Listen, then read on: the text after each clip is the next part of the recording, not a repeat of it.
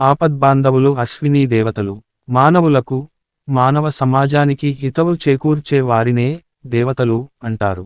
కర్మ అంటే పని, కృషి, నైపుణ్యం వల్ల మనిషికి దైవత్వం సిద్ధిస్తుందని నిరూపించింది వేదం. కర్మ వల్ల దేనినైనా సాధించగలమని నమ్మిన దేశం మనది. కాబట్టే భారతదేశం కర్మభూమిగా పరిఢ్విల్లుతున్నది.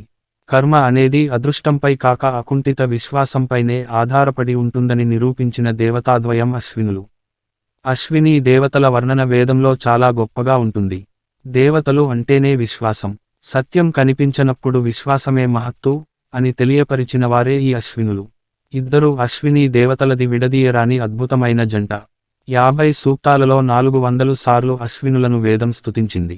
అశ్వినులు దర్శనీయులు. ప్రపంచానికి అభ్యుదయాన్ని కలిగించే వీరు జీవజాతిని చీకటి నుంచి వెలుగులోకి నడిపిస్తారు. వీరు సర్వజ్ఞులు, మధుమయులు,